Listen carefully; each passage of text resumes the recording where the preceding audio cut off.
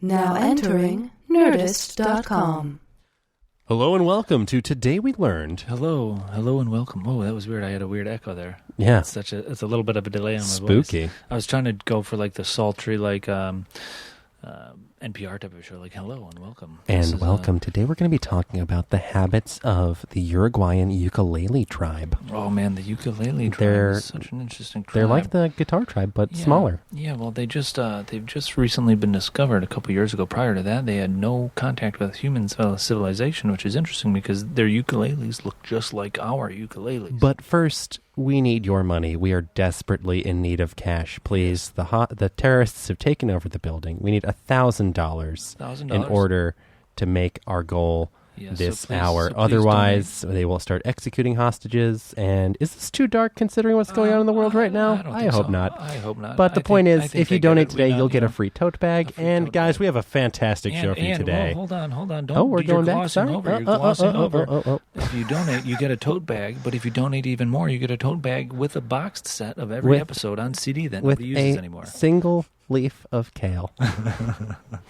Ladies and gentlemen, thank you for joining us. Welcome to Today We Learned, guys. We Learned. I know I say this a lot, but I really mean it this time. We've got a great show for you today. I'm very excited.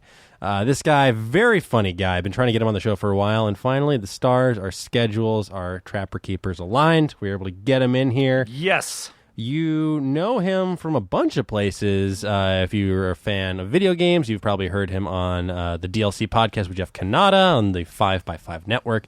If you are a fan of stand-up comedy, you've probably heard him on this very network with What's New, another fantastic podcast. If you're a fan of live comedy, you might have seen him at hosting Sketchmelt here at Nerdmelt. You might have seen him at UCB hosting Improv versus Stand-Up. You've seen him all over. He's a very, very funny guy, and he gets around. Yeah, in a good way. He's real loose with the jokes. He's very loose at the comedy scene. Yeah, what can I say? He's like a long arm. His reach is ever expanding. Yeah, and he's a great dude. Yeah, and we're happy to have him on the show today. Very fun. And today's episode is brought to you by no one, just us. We'll have a sponsor again It's brought to us by you guys. You guys really make this happen. Today's episode is brought to you by your unyielding good faith in us. Yes. So, thanks, guys. If you wanted to do a trust fall sometime, I'd probably catch you. Yeah, I would watch Dan catch you. Yeah, he would not help me as I was struggling to lift you under your considerable but generous and shapely weight. Collectively. He means collectively, like all of you at once. If you fell, he would. Yeah, I'm not doing individuals. I don't got time for that. No, guys. Come on, be real. It's like a nail bed. You have to lay on them all. It's weight displacement. Yeah, it's like a water bed. You can't have them in most apartments. Just check your lease. Are those still around here? I guarantee there's a waterbed somewhere. Somebody's got a waterbed still. I think the last time I saw a waterbed was at least 10 years ago. Has to be. I can't even remember. Let's bring them back. They were the biggest thing, and then it's like, wait a minute, these are horrible ideas. Yeah, it's like, I have scoliosis and my apartment is flooded. Yeah. Why did this happen? And I seem to be suffering from a disease caused by black algae. Yeah. The worst kind of algae. What could it be? Why couldn't it have been green algae? A superfood. Or blue algae. It gives me energy. It gives you wings. Yeah, why could I have an air mattress, a waterbed full of Red Bull? Red Bull. I guarantee. I bet like frickin' Deadmau5 has that. For the insomniac. Yeah, like Skrillex has a waterbed full of Red Bull. Oh, that's so funny. In the shape of his haircut. The viscosity is thicker than water, and it makes it even more. And that is the formula for family. But guys, the point is, great show today. That guy we were talking about, let's just cut to the chase, shall we? Let's cut to the Vinny Chase Entourage movie coming to theaters 2017. And Aquaman coming out before. Yeah, it probably will. I guarantee that'd be an interesting race. I hope they come out the same weekend and they both involve Aquaman. That'd be so funny. Guys, without further ado, Today We Learned number 54 with Christian Spicer. Today We Learned. Gentlemen, let's broaden our minds.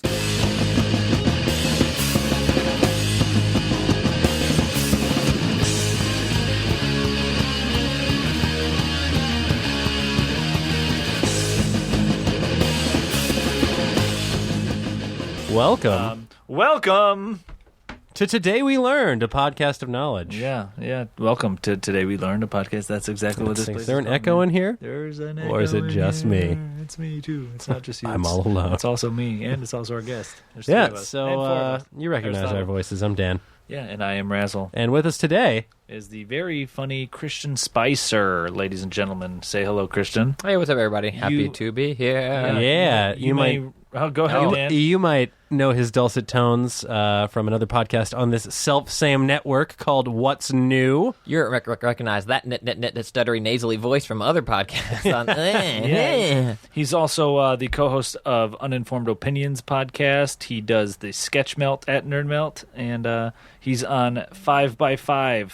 He's on a DLC on 5x5. What is that? That's Video game channel. podcast with Jeff Kanata, and it's Mondays at 11 a.m. We go out live, and then RSS at 5x5.tv/DLC. Is that the number 5 or spelled out? Excellent question. It is, well, before I get to that, I have a few more plugs I want to put out. Oh, by all means.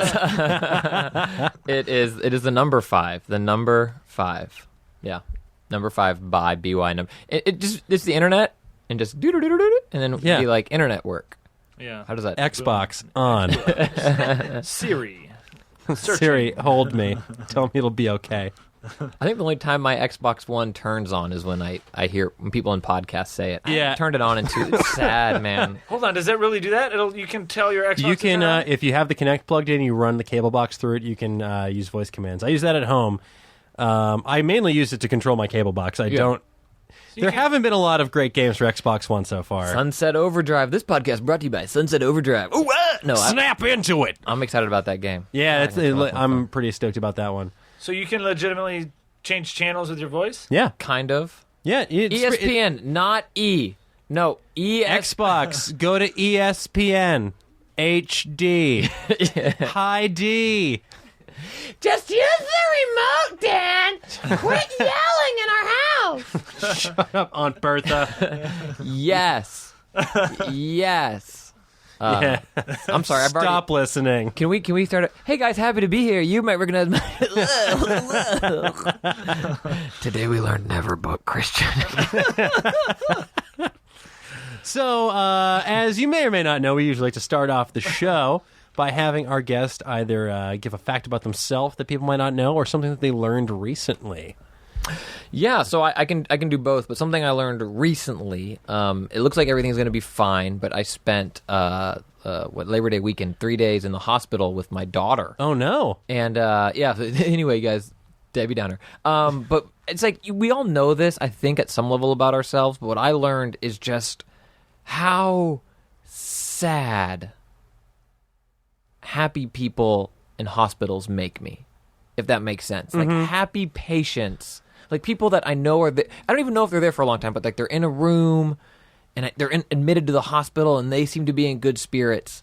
Like that wrecks me on the inside. Yeah. And it's like I'm sad and I'm upset and I get teary-eyed and it's weird. Like I'd never spent that much time in a hospital before. And it's like you see people like family coming and like hug, and not like for babies being born. Yeah. This is like, Yeah, you know, like whatever. Smug babies. Right, yeah. No, but Sick people or whatever. it's weird to see people happy to be in a hospital or being happy in spite of being in a hospital. Yes. And I don't know if it'd be better if everyone was just morbid and sad and they're like, well, I'm in a hospital, I'm battling this serious. But it's like weird just to see people like, oh, thanks, hey, oh, yeah, everything's great today. And I'm just like, oh, it's not. Oh, you don't know, do you? Yeah. It could be better. Yeah. It's definitely one of those things where the visitors are definitely putting on a false happiness, I feel like, to because otherwise you're in the hospital by yourself with no visitors. And That's not, just you know the what I mean? same You're not 12 gonna be- SVU episodes playing on loop. You're not going to be that happy, and it's definitely, they're happy to see the person or whatever, because in the end, I think nobody wants to be in the hospital, so it's a lot of that, you fake it. Except You- weirdos. I mean, I doubt it's definitely interesting, because you're absolutely right, it's like, everybody, you shouldn't be happy to be in a hospital, I feel Right? like. Yeah. I mean, unless it's, I love Jello. which is weird too, though, because you kind of should be, Yeah. because they're saving your life. yeah, Yes. it's that. I think part of you is happy that you're getting the help you need, but the other part is mad that you have to be there in the first place. Yeah. Or just like, hey, it's not a pleasant place to be, so I think you're trying to make the best of a bad situation. Right. Otherwise, it can just like get out from under you. Yeah, so I think I'm still learning that about me, Yeah. like how I handle that. Something that most people don't know about me, and this might be easier to worm our way into, is I was left-handed when I was born. Okay. And then I'm so sorry. I accepted a dare and jumped off a slide. Oh, no. Pre-elementary school or like kindergarten, shattered my left arm. Yeah. And then learned now I'm You're right-handed. right-handed for 99% of everything. Yeah. Welcome, brother. Right-handed people live longer. I know, but I think I'm screwed. Congratulations. I don't know. Did I make the jump? You think Is that you're- how you? I think you're an immortal now. You're like unhinged from time. Yeah. I'm sorry, son. He's This will not give you supposed 5 to- more years he's- of good life. He walks among both worlds.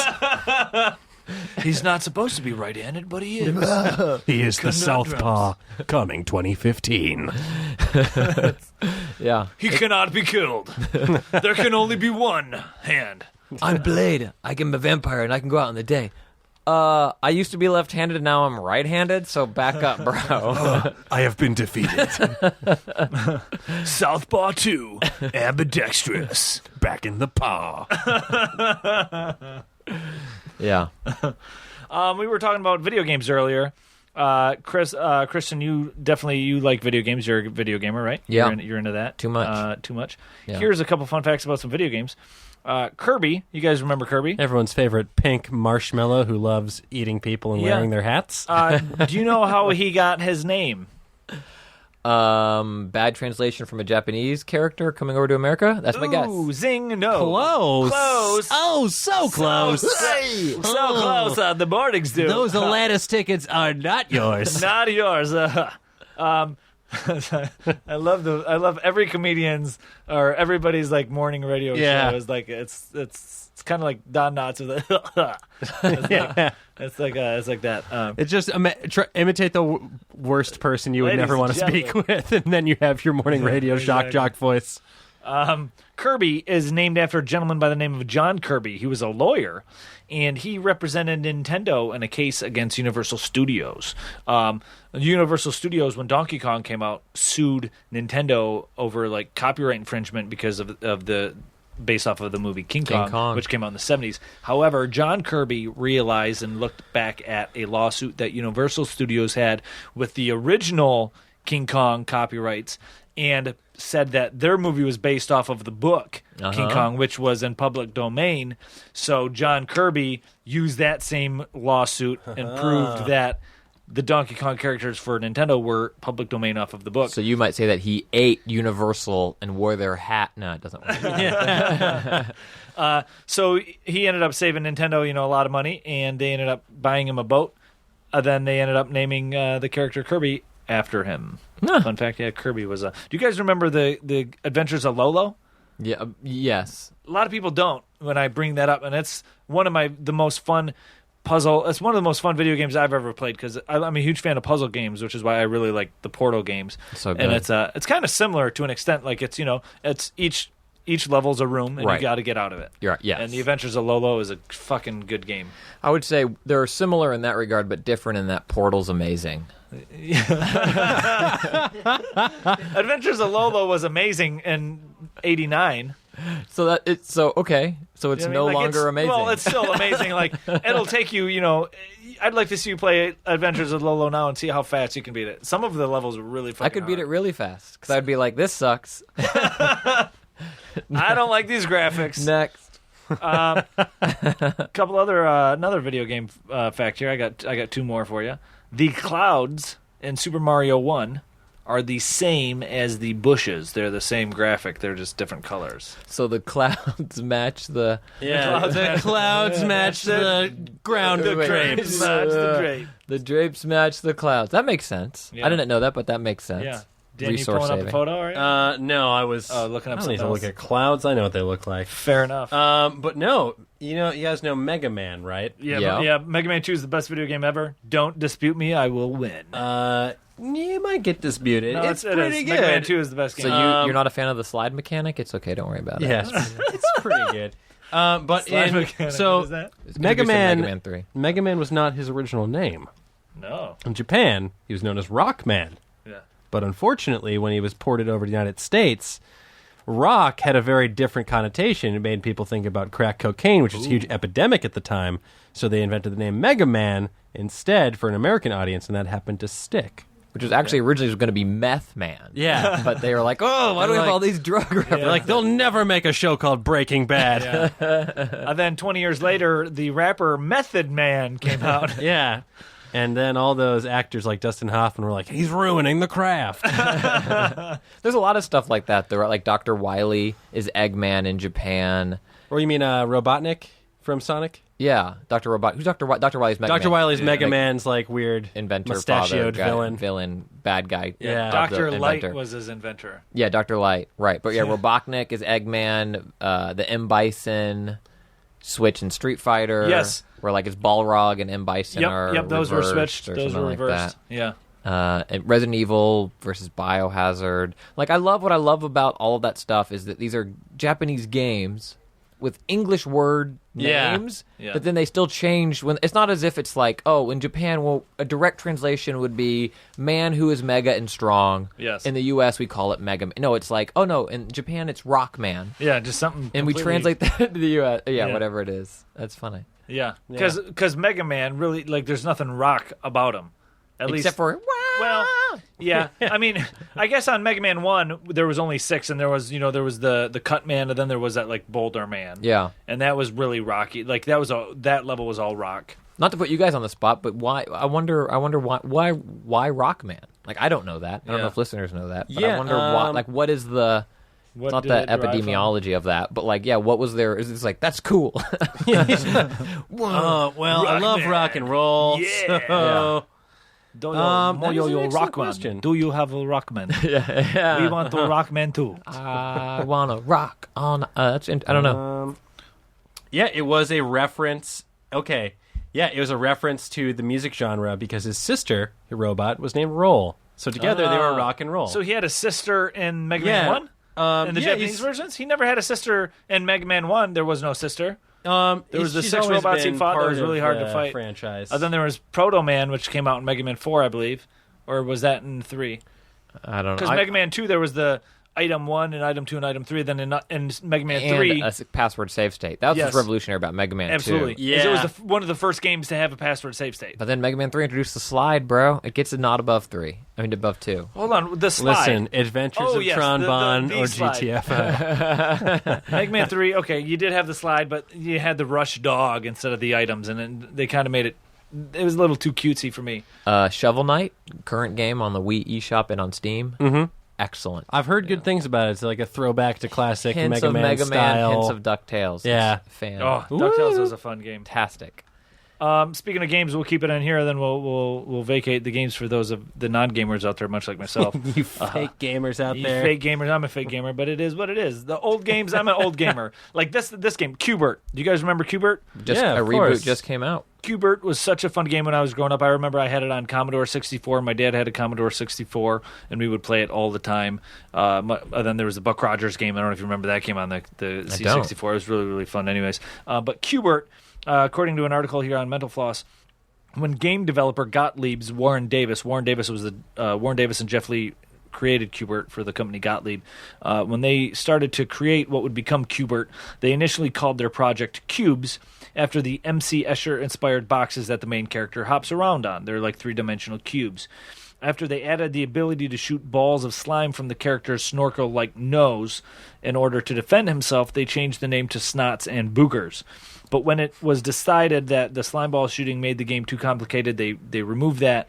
Then they needed a new marketing team. One idea, they were going to call it if you remember on Qbert, when he would get hit by a villain, he would have the Grawlix, all the asterisks and stuff. Mm-hmm. They were going to originally call it that. But then after a while... Like, how do we pronounce that? Yeah. Then somebody came up with the name Hubert, like they were going to name the character Hubert, and they ended up changing it to Qbert with a C-U-B-E-R-T.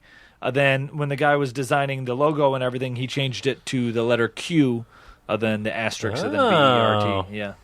Wow. Resulting in the name, the final... And I'll tell you what, I remember playing that for a long time. Like, I remember that being Would you a fun turn game. your controller sideways so that it could kind of map better the... I would sometimes do that because it was it was easier to go on angles The game is built in angles. Exactly. It was a it was an X. The physics of the game were built on an X versus an up and down and left and right. Yep. Yeah.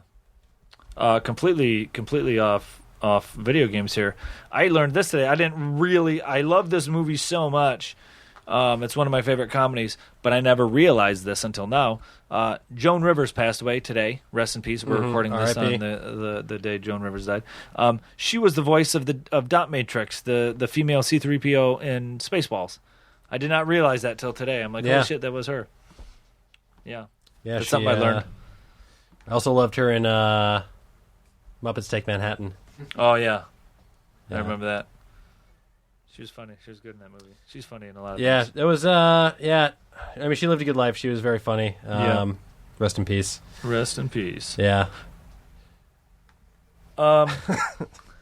Speaking of, we were talking about Lost in Translation here. Getting all choked Get it up. together over there. Quite literally. We were talking about names being lost in translation. The La Brea Tar Pits. I don't know if you guys are familiar with the La Brea Tar Pits. For our listeners, Only my fave tar pits in the LA area. They're the best. Dude, I went to the... dang it, I don't know. I was going to say something dumb. I went to the La Cienega Tar Pits. Oh, yeah? Wait, there's awful. Bro, I went to the Grove Tar Pits. It's just in the middle of Sur La Table, right by the spatulas. I thought it was just going to be pre-makeup extra cast members about to go into the... From the tar pits emerged Mario Lopez, a glorious beacon of hosting glory. Because he's beautiful. He has not aged. Yeah, although they're doing that at Universal Studios now. Oh, they've left the Grove behind. Dang it. For greener pastures. I was out of town. I just got back from visiting the Qatar Tar Pits. You can just call them the Guitar Pits. The Tar Pits. Wow! Air It's just a pit of guitars. Actually, you might not know this, but Mega Man's original name was Guitar Man. and all the 8 robots were different octaves. Were all of the octaves? There were A to A. Oh no, it's to G Sharpman. And the dread whammy bar, man. But back to the La Brea Tar Pits for the listeners not in California or overseas. La Brea Tar Pits it's basically a tar pit that you know, but it's based off of the street. It's on La Brea is what it is. But anyways, the La Brea Tar Pits or Rancho La Brea Tar Pits are a group of tar pits around which Hancock Park was formed in urban Los Angeles. Natural asphalt, also called asphaltum, bitumen, pitch, or tar. Brea in Spanish is tar. So it's seeped up through the ground, and it's basically a modern name. It's a modern day example of the, if I'm pronouncing this correctly, a tautological place name, to where it's redundant. Like the La Brea Tar Pits literally means the tar pits, much like the Los Angeles Angels are the Angels. Right. So it's anytime there's a name, anytime a place has a name, basically a place name is a tautological if two different sounding parts of it are synonyms. This often occurs when a name from one language is imported into another and a standard descriptor is added on from the second language. Thus, for example, New Zealand's Mount Mangwani is a tautological since manga is Maori for mountain. So... that to me is kind of like the reverse of the Rockman becoming Mega Man, where it's like, this is an English word, not going to change. It's like, that to me is just laziness. Yeah. Or, I don't know what it is. Maybe it's language pride. Or I always think it's funny. I understand if it's like a word that we're too dumb to pronounce, but like Spain, they call themselves España. Yes. And we're like, no, you're Span. Yeah, isn't that weird? And like, this is like... our city's called the Angels. Well, we want our team to be called... Well, just screw it. We're going to do... It, I mean, it's so, like... The only example where I think if someone did it, it's not quite this, but it's like the Houston Texans. Yes. They're like, well, I don't know. We're in Texas. Like, let's just... What the hell do we name ourselves? Yeah. Well, what are you not going to mess with? Us. It's like Bill and Ted's Excellent Adventure. Ted, his middle name was Theodore. Yeah. So his name was Ted Theodore Logan, as in like Theodore Logan. Yeah. Which is exactly that. That's one interesting thing is I should know this already, but anytime I find out a country's name is actually different in the real world, then here it's like I'm always like, oh, that's weird, because it's exactly that. Why don't we just refer to it as España or whatever? Yeah. Instead of we have to shorten it to make it easier for us, but yet they Well, they do it to us too, though. Like France, we're Les États Unis, or however you say it, or whatever. And I'm glad New Zealand does this with their mountains too. And it's not just. I mean, America is just dumb in general. Where we refer to ourselves as America. Yeah. And there are three Americas. And we're like, we're America. We're the United States. Yeah, and we're But not we even- say, You show me another America that has some United States, and I'll show you these nuts. America. And they're like, Mexico? Yeah. That has United. Shut up! Get out of our country! Oh, you mean Diet Spain? It's pronounced España. Shut up! You mean original recipe Mexico? España zero. Yeah, España zero. it's weird, You mean man. Tab? El Tab? Well, there are weird things like that too. I know tab is the drink or whatever, Yeah. but like, I mean, do we just not understand language and we being people? Because I think- there's like the table, like cities called like the table, or Yeah. like there's a little translation Yeah. of like. Well, I think with something like the Los Angeles Angels, that was an instance of people not necessarily knowing the etymology of Los Angeles. Like they hear the Spanish word and they're like, "Oh, well, it's the city of angels. We'll call ourselves the Angels." Yeah. It really should be the Anaheim Angels. Well, they were the California Angels. Also, See, Anaheim that makes sense. should sink into the earth and let the mole people take it over because that is a garbage city. Anytime I hear the name Anaheim, I instantly think of the scene from Swingers when Sue was like, "I was born in L.A., man," and Vince Vaughn's like, "You were born in Anaheim." Whenever I think of Anaheim, I think of actual swingers parties I go to. It's a crazy city, you guys. Crazy. You city. gotta try it, rainbows and key parties. And speaking of Southern California, did you guys know that every day Chipotle uses 97,000 pounds of avocado? I did not know that. And it's That's a extra. fact. It's extra. Yeah, it's not. You get charged for 97,000 pounds of guac. It's extra. Did you know it's extra? I don't know. I've never been you have to told pay that. extra. Not even once. I've Really? never been told. What They're type of just burrito like, do you get? Do you order on Just the a phone? guac burrito, just a tortilla full of guac. I bring in a bucket and have them fill it. I bring in a 10-gallon trash can. True story is that Chipotle here over right near Nerdist or Nerdmelt. Brought this episode brought to you by and it was like guacamole, fresh Yeah. guacamole, and they do make it in house every day at Chipotle. You guys. What it means to taste freshness. It browns pretty quickly when it Yeah. gets air on it, and I was like, oh, and I'll get guac. He's like, that's extra. I was like, I know. And then the guy looks over there and it's brown, and he does this thing where he like looks away real quick to like kind of get me to look away, and I look back and he's like mixing it up, and he's like, sorry, man. Normally when it gets brown, we mix it up when no one's looking. It still tastes fine. Yeah. And I was like, I know what happens to guacamole. It's fine. And he was like, okay. But he did. It was like this, That's like, so look over there. Scrape. That reminds me of like that's almost like a scene straight from like The Simpsons with like Gil or something like that. Look over there, please. Jeez, I was only one payment away from this Chipotle. If you order your thing online or on your phone, I think the guac is free, right?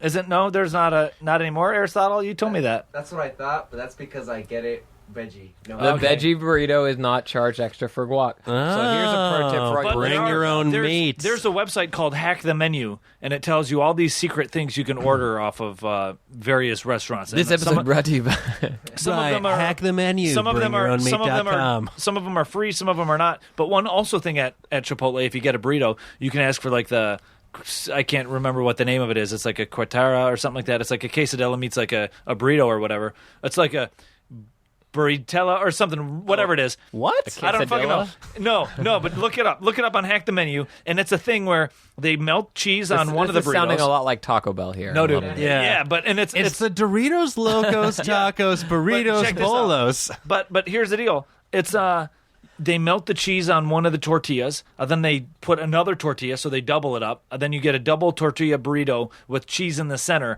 Okay, now here's another fact too. A side of type 2 diabetes. Yeah, you can. Here's another way to get a little bit more out of Chipotle. You can ask for half meat, so you can do half and half. So generally, they'll still do one. They'll do like one full serving of each. So you still get a little bit more meat that way. Or you wait till they put on a bunch of the meat, and then you say, "Can I get extra meat?" Then can you take they'll that charge out? you for the extra meat, but then they'll still give you way more meat Way as well. more meat. And then that way, because the burritos are already big enough for like 2 meals. My biggest problem with Chipotle is the burritos aren't big enough. No, but here's the thing. Like, this is what I do. Like, when I do order Chipotle, I'll use it for like a lunch and a dinner meal. So it's a great way to I'm not a fan of like. reheated burritos. Yeah. They're so big burritos. Though. They are so well, big. I ask for half of everything. I'm like, Okay. I will pay you the same price, but just Give you half. half. The Yeah. only thing that they're skimpy. I'm a vegetarian as well. You should all be if you don't want. No. And the only thing they skimp on are the fajita veggies. Have you noticed? It's like if you get, they're like, oh, and here's an onion and a green pepper, and you're like, bitch, that is the cheapest thing in here. But what you do is you get the vegetarian burrito. Okay. You get guacamole at the end, and you say, you know what? Let's make it a chicken. Huh? Free guacamole? I don't know. I've never tried that. I don't even. Yeah. You know what? I just realized I'm giving up on all my morals. Add chicken to this shit right now. You know, want today's free the guac. day I stop. How much is guac? $3. Fuck it. I'll take a chicken burrito. Yeah. Yeah. Well, to shift gears entirely away from this scintillating Mexican cuisine tour, we're in a comic book shop right now. In case you guys don't know that, we record this at Meltdown Comics in beautiful Los Angeles, California. And very recently on FXX, they ran a marathon of every Simpsons episode ever, which was pretty great. Yes. I watched so much of it. But I didn't realize that, do you know the comic book guy has a real name? He's not just called Comic Book Guy. Do you know what it is? I do not. It is Jeffrey Albertson. Jeffrey Albertson. Yeah. When and why did that come out? Great question. I don't know why it came. People were probably was probably one of those things they were wondering for years. And they're like, well, we can't just call him Fat Hank Azaria. I mean, I guess that's a good. But sometimes, like for me, I wish Wolverine's origin was still a mystery. Yeah. It's like I don't need to know this. Yeah, I don't need to know stuff. Logan, or I just want him. Yeah, or like, oh, it's in Japan, and then I remember, and then it's this, and I'm really this, and I've been. It's like just be this dude with mystery. Yeah. But it's like, well, the last episode of The Simpsons, they ran out of shit, and they gave you comic book guy's name. Yeah, I agree. Trying to think who else. That show, though, man, what an awesome long-running show that has been through so much, but Yeah. keeps coming back with the funny. I feel like that show's kind of like SNL. Aristotle's got something to say. Did you also know that there is an episode of The Simpsons based on Meltdown? Oh, no. Really? Yeah. It's in season 19, I think like episode 7 or 9, and it's called Husband and Knives. New comic book store opens from Comic Book Guy. Looks just like Meltdown. Oh, okay. yeah, I have seen that episode. Wow, that's really cool. Fun fact. Oh, man. Fun fact, the studio we record this podcast in is Meltdown Comics. Obviously, all of your Nerdist fans know this. It was mentioned on a Simpsons episode. That's awesome. Here's something I've had It's on... called Coolsville Comics and Toys. Here's something I've had on this our facts list for a while, and as we get further in, it's going to be completely irrelevant. But it's the dog days of summer. I've been meaning to bring this up, because summertime is a warm summer. Obviously, it's warm, and dog days is everyone's like, oh, it's hot. It's like, oh, the dog days of summer, and it's there was that movie Dog Day Afternoon. It's a popular phrase. There's that movie Here. Must Love Dogs. And All dogs go to heaven. Yeah, and Hotel Rwanda for dogs. The phrase "dog days" refers to the sultry days of summer in the northern hemisphere. In the northern hemisphere, the dog days of summer are most commonly experienced in the months of July and August, which typically observe the warmest summer temperatures. The Romans referred to the dog days as dies caniculares and associated the hot weather with the star Sirius. They considered Sirius to be the dog star because it is the brightest star in the constellation Canis Major, which is the large dog. Sirius is also the brightest star in the night sky. The term dog days was used earlier by the Greeks in 199, apparently. The dog days originally were the days when Sirius rose just before or at the same time as the sun, also known as heliacal rising, which is no longer true, owing to precision of the equinoxes. Well, today I learned Razzle can't speak Greek. Or what is that, Roman? Latino. Latino? Roman, Latin. Yeah. In ancient Rome, the dog days ran from July 24th through August 24th, or alternatively, July 23rd through August 23rd. I don't know. So So basically, summertime is hot, but there's a reason that they called them the Dog Days of it Summer. comes thought it from was the just Dog Star. I thought it was just because it was shitty baseball. It's Like, oh, welcome to the Dog Days of Summer. We decided to play 162 games in this damn. we decided to just play them all during late July, early August. What were we thinking? But who cares? We let 40-year-olds play this game. It's not the beginning of the season, and you're not excited, and it's not close enough to a playoff rush for you to be excited. Welcome to baseball. Another ground ball, and he's out. Thank you, and welcome to hour 16 of this interminable, unyielding hell. It's funny that you bring up baseball. Go on. Because everybody's heard the song "Take Me Out to the Ball Game." Oh, correct? fave song. It's my ringtone. A little known fact about me: I have never heard I can't even. that song before. No way. Is that a Get Out? It's a song. Get How Yeah. have you? Were you? You know born that under Franz a rock? Ferdinand song, Take Me Out? Oh yeah, Just add to the ball game at the end. It's like in bed to a fortune Take Pretty cookie. much. me out to the ball game. We don't know. Third outs, gotta go. Seventh inning stretch, you know. Take Catch me the ball. out. Yeah, there we go. But anyway, Take Me Out to the Ball Game actually dates back all the way to 1908. It was a Tin Pan Alley song sung by Jack Norworth and Albert von Tilzer. Albert von Tilzer. The Albert von Tilzer, except no substitutes, the original Kesha. And it's become the unofficial anthem of North American baseball, although neither of the authors attended a baseball game prior to writing the song. And the song, usually just the chorus, is sung during the middle of the seventh inning, during the iconic seventh inning stretch when people get up, buy their last beers, do Pilates, pee in giant troughs, usual stuff. And so it was played at a ballpark for the first time in 1934 at a high school game here in Los Angeles. And researchers are pretty sure that it made its debut at a major league park later that year. And there are actually 2 additional versions that can be found on Wikipedia if you are so concerned about knowing every lyric to that song. Are the second 2 verses, because these are it's like a Tin Alley song or whatever. The second verse is like, I'll suck your dick in this alley. It's just like, woo We people. don't get paid enough. Well, actually, Tin Pan Alley was a name given to a group of New York City music publishers and songwriters who dominated the They U.S. wrote pop so music many landscape during the late 19th, early 20th century. Yes. It referred to a specific place at first, West 28th Street between 5th and 6th Ave in Manhattan.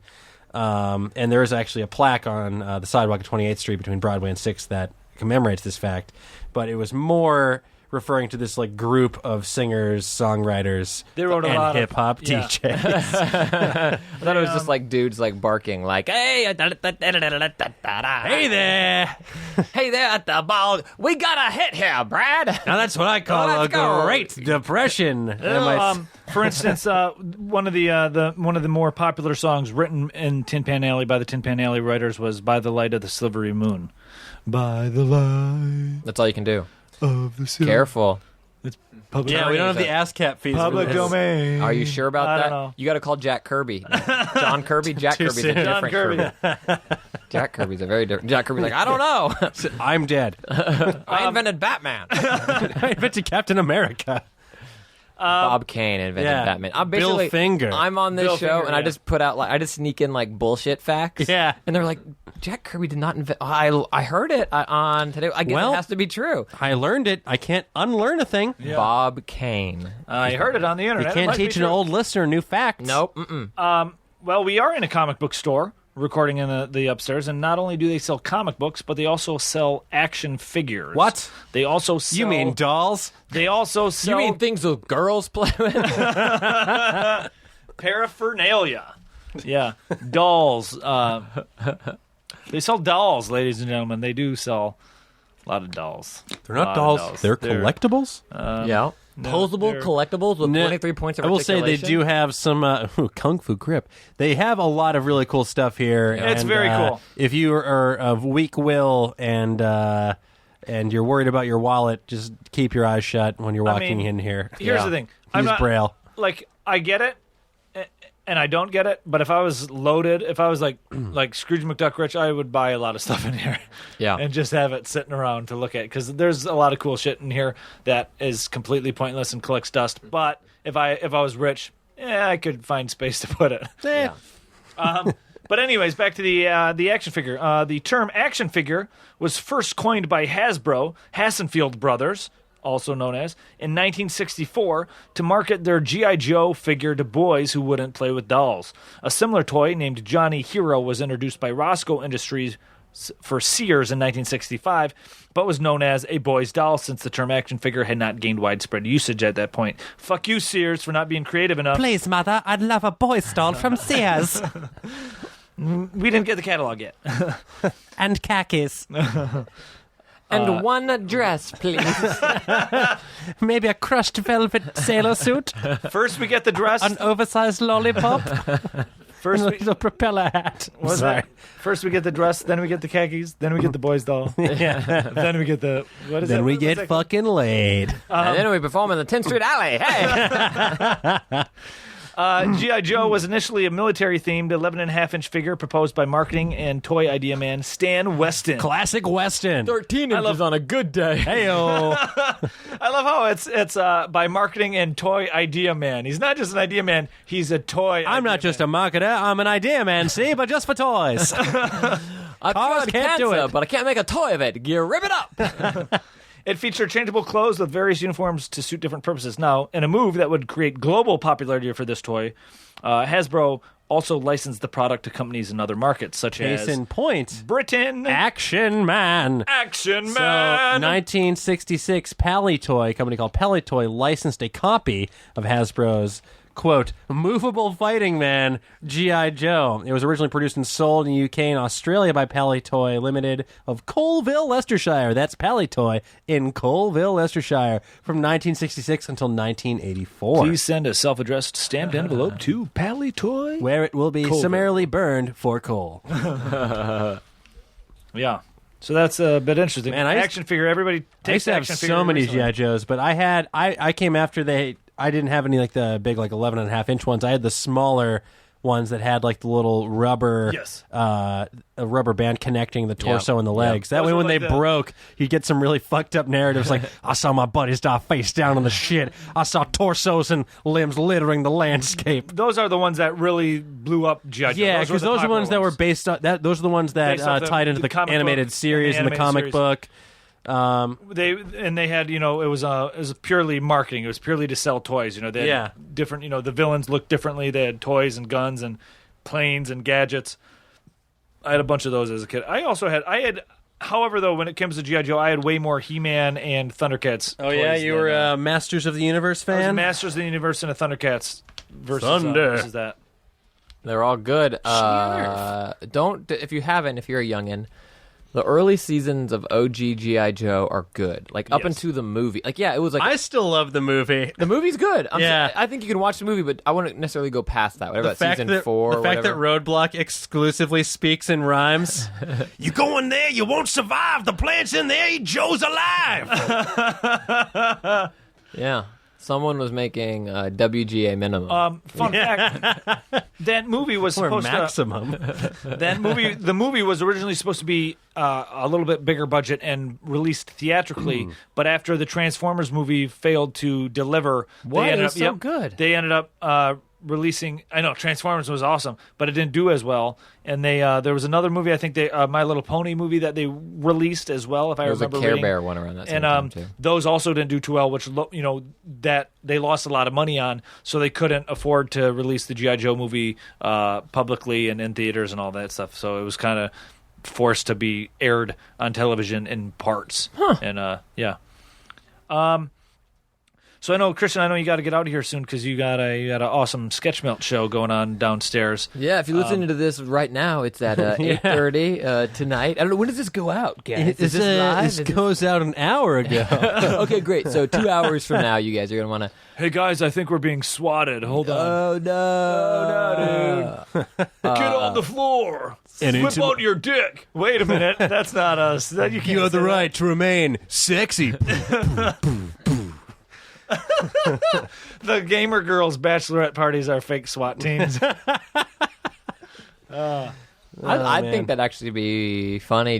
Now I want to do that.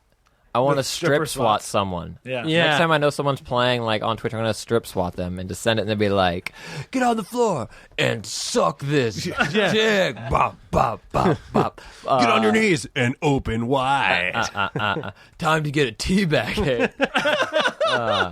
But yeah, Sketchmelt. It's the first Thursday of every month. I need to help. I co-host it with Brad Gage. Awesome. Nice. Make sure yeah, everything's so going guys, on. if you're ever in the LA area, come and see it. Yes. Unless you're on a different Thursday, in which case you done goofed. Or if you get stuck at the La Brea Tar Pits, do you get it? Yeah. Is that my best? Did I do it? You did it. Did I Call do it? back. Did I do it? In which case, you'll probably die there. But let's drop one more bit of knowledge before we get you out of here and before you plug everything you need to plug. It's known as the Abilene Paradox. Fave Paradox that we're talking about Abilene today. Paradox. In an Abilene Paradox, a group of people collectively decide on a course of action that is counter to the preferences of many of the individuals in the group. It involves a common breakdown of group communication in which each member mistakenly believes that their own preferences are counter to the group's and therefore does not raise objections. A common phrase relating to the Abilene Paradox is a desire to not rock the boat. Another example is me being a guest on this podcast. Another example is when we all went to Chipotle for dinner, even though none of us wanted burritos. And one last example is insert the first thing we talked about on the podcast. And that is the trap that we've is- expertly laid for you. Can you figure out what the mystery was without reversing? So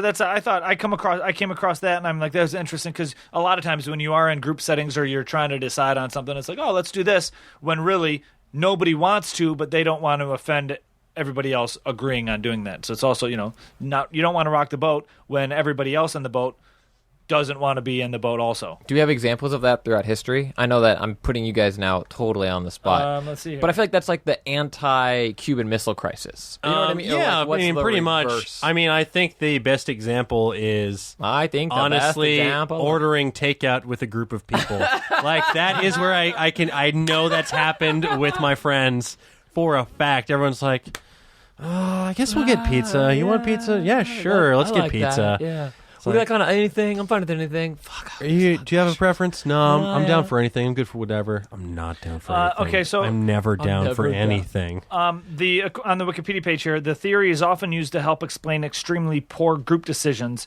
especially notions of the superiority of rule by committee. For example, Harvey himself cited the Watergate scandal as a potential instance of the Abilene Paradox in action. Wait, Harvey said that? Yeah, I don't know. Like the, It's Jerry B. Harvey who first introduced the term. He's a management expert, expert at managing. The Watergate scandal occurred in the United States in the 1970s when many high officials of the administration of then-President Nixon, Republican, colluded in the cover-up of perhaps the execution and break-in of Democratic National Committee. Yeah, what Harvey said. Another example, if you scroll a little Keitel. further down, there's... He's a bad lieutenant. It says, take out with Dan. Yeah, it's That's interesting. Congrats on making the It's page. noticeable if you are invited to my Eat 24 shared cart. That listen, I'm a little hangry. I'm going to be honest. So let's get some Chipotle. What do you want on it? Just guac. Just scoop guac into my hands. Is it free? Put it in my shame Is it free if you just pour guac in my hands? I'm not using any other ingredients. Just give me the brown stuff. You usually mix to the bottom. Can you unmix this? It's a little too green. I prefer a nice. And I'll have some guac. Yeah, I know it's extra, and I like the brown stuff. I like my guac to be kind of like life itself, pointless and on the verge of death. So, thank you. Great. Well, Christian, thank you so much for joining us, man. Yeah, this is awesome. Thanks for having me. Where can people find you on the World Wide Web? Yourself. I am on Twitter at Spicer, Spicer. My podcast on this very network, this fine network of audio listening things, is called What's New with Christian Spicer. It is a stand-up show. 3 comics do live comedy, new material, and then we all get together and talk about what worked, what didn't. You can also catch me on YouTube. I do this great show called The Dan Cave, which if you're not watching, it's where I put on a Dan mask that I've been making for years, and I have it down. No, it's a great show. I got to say, it's pretty lifelike. Yeah, it's pretty good. I didn't know which one to shoot. And that's the podcast here, and then all the other stuff you mentioned. And then at another comedy place, I do this show called Improv versus Stand Up. Nice. That's You over can at say the the UCB, And it's done in New York as well once a month when I'm not out there. the Upright Sea Brigade. Sea Brigade, a little known fact, is named after CB Brigade. It's hosted by Boris Hyken in New York, and we're Nice. here second Thursday of the month. Improv versus stand up. Nice. Awesome. Yeah, Right on. When is that in New York? Second Thursday also? we've been upgraded in New York now. I think it starts in October. We are prime time Saturday night. Wow. What about 8:30 the end of show. great. September? The end of September. Well, the end of The only reason I'm saying that is because I'm going to be there in New York, and I'm looking for some gigs if you're out there in New York. Razzle Give me some takes gigs. the Big Apple this so, fall. if you're listening to this, hit me up off mic. Absolutely, yeah. Yeah. But yeah, there's no. What? I gotta go. The show's starting. He cannot be bought. But guys, if you want to find us on the internet, I am at Osteoferocious. Razzle is at My Name is Razzle 2, the number 2. Number Don't 2. spell it out. Don't be an idiot, dummy. Anyway, guys, you can find the podcast as well. We are at TWL Podcast. You can send us an email, todaywelearnedpodcast at gmail.com. We're also on Facebook. What a great website. Yep. Today we learned with Razzle and Dan We're on Pinterest, Angie's List, Craigslist, FBI's Most Wanted List, and Yelp. and Megan's Law. No, that's not it. It's What? pronounced Megan. And at Chipotle every Wednesday. Yeah. Trying to desperately decide what to order for the cheapest cost. That's so funny. Yeah. Yeah, so there we go. Yeah, thanks again, Christian, for joining us. Thanks, our listeners. Once again, give us a good review on iTunes. Tell your friends about it. And, yeah, as always, You're a wizard, Harry. Wait, no, sorry. That's for someone else. thanks, guys. Now leaving Nerdist.com.